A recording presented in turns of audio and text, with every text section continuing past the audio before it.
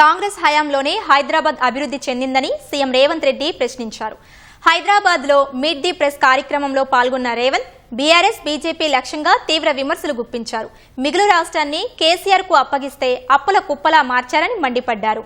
కేంద్ర మంత్రి కిషన్ రెడ్డి రాష్ట్ర అభివృద్ధి అడ్డుకుంటూ హైదరాబాద్ కు వచ్చిన కంపెనీలను గుజరాత్ కు తరలించేందుకు పనిచేస్తున్నారని ఆరోపించారు.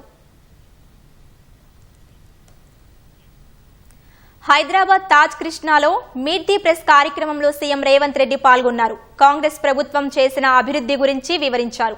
ఉచిత విద్యుత్, రుణమాఫీ వంటి పథకాలతో రైతులకు అండగా నిలిచినట్లు రేవంత్ రెడ్డి చెప్పారు.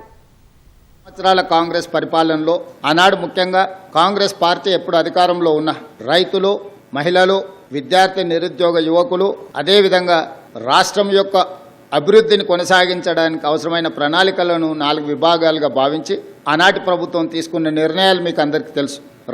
రైతుల సంబంధించిన సంక్షేమ పథకంలో మొట్టమొదటి సంతకం ముఖ్యమంత్రిగా డాక్టర్ వైఎస్ రాజశేఖర రెడ్డి గారు ఉచిత కరెంటు మీద, రైతుల మీద పెట్టిన వేలాది క్రిమినల్ కేసుల మీద, వ్యవసాయ బిల్లులు దాదాపుగా 1300 కోట్ల రూపాయల బకాయిల రద్దు మీద మొట్టమొదటి సంతకం చేయడం ద్వారా వ్యవసాయం దండగ కాదు, వ్యవసాయాన్ని పండుగ చేయాలని, రైతును రాజును చేయాలని ఆనాడు రాజశేఖర రెడ్డి గారు ఉచిత కరెంటును ప్రవేశపెట్టడం జరిగింది. ఆ తర్వాత రైతు రుణమాఫీ జాతీయ స్థాయిలో 72,000 కోట్ల రూపాయల రైతు రుణమాఫీని డాక్టర్ మన్మోహన్ సింగ్ గారు అమలు చేయడం జరిగింది. ఈనాడు రైతులు దళారుల చేతుల్లో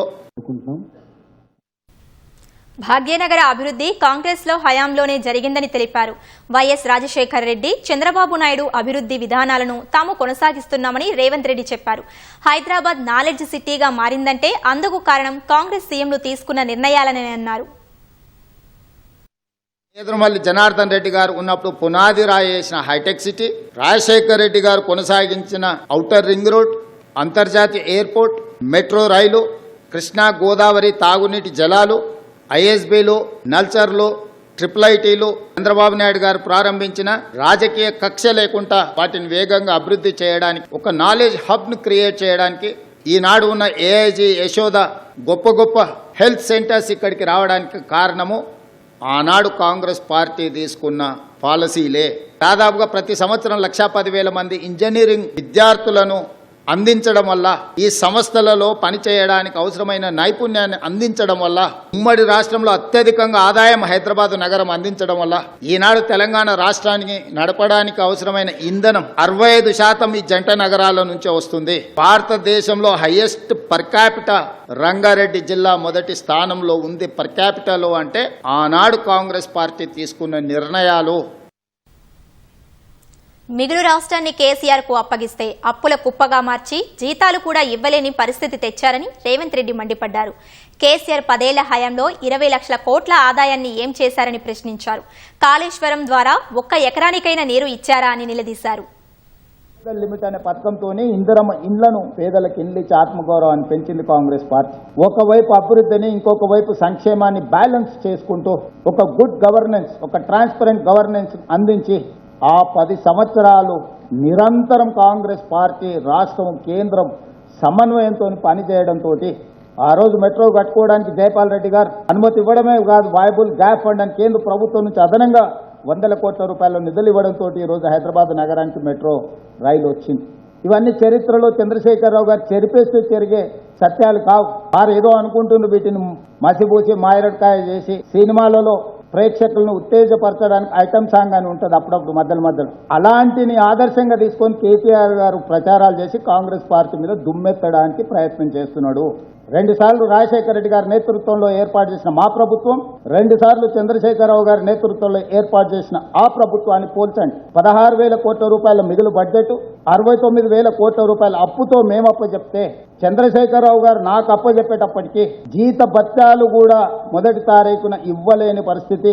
రిజర్వ్ బ్యాంకులో చేబదులు కింద 1,000 కోట్ల రూపాయల అప్పు, బ్యాంకుల్లో 8,11,000 కోట్ల రూపాయలు, 4 రకాల అప్పులుంటాయి. ఎఫ్ఆర్బిఎం పరిధిలో తెచ్చుకున్న అప్పులు, కార్పొరేషన్ సంస్థలకు ప్రభుత్వం గ్యారంటీ ఇచ్చిన అప్పులు, కార్పొరేషన్ సంస్థలే స్వయంగా మేము కట్టుకుంటామని తెచ్చుకున్న అప్పులు, ఇతర విధానాలలో ప్రభుత్వం తెచ్చుకున్న అప్పులు, 4 రకాల అప్పులు 6,71,000 కోట్ల రూపాయలైతే పోతూ పోతూ చేబదుల కింద బకాయిలు పెట్టినాయి. కాంట్రాక్టర్ల బిల్లులు 50,000 కోట్లు పెండింగ్ పెట్టి, ఉచిత విద్యుత్ సంస్థలకు సింగరేణికి ఒక 35,000 కోట్ల రూపాయలు బకాయిలు పెట్టింది. ఉద్యోగ రిటైర్మెంట్ బెనిఫిట్స్ ఒక 10,000 కోట్ల రూపాయలు బకాయిలు పెట్టింది. ఫీజు రియంబర్స్మెంట్ ఒక 8,000 కోట్ల రూపాయల బకాయిలు పెట్టింది. ఈ రకంగా 1,29,000 కోట్ల రూపాయలు లెక్కకు దొరకని, చేతికి అందని అప్పులు, దొరికిన కాడికి దొరికినంత అప్పులు తీసుకొచ్చి చాలా కోట్ల పైచీలకు అప్పులతోనే రాష్ట్రాన్ని నాకు అప్పచెప్పిండు.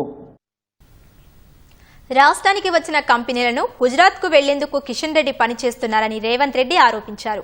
తెలంగాణ అభివృద్ధిపై కేంద్ర మంత్రి కిషన్ రెడ్డి ఎందుకు వివక్ష చూపుతున్నారని ప్రశ్నించారు. ఎన్నికల గురించి ఇక్కడ చెత్తుంది, అక్కడ మోరుంది, ఇక్కడ మురుకుంది అంటాడు. మున్సిపల్ మంత్రి నువ్వే కదా స్వామి, 3 సార్లు మీ ఎమ్మెల్యేనే కదా, అక్కడ నుంచి 3 సార్లు కిషన్ రెడ్డి బీజేపీ పార్టీ కదా ఎంపీ.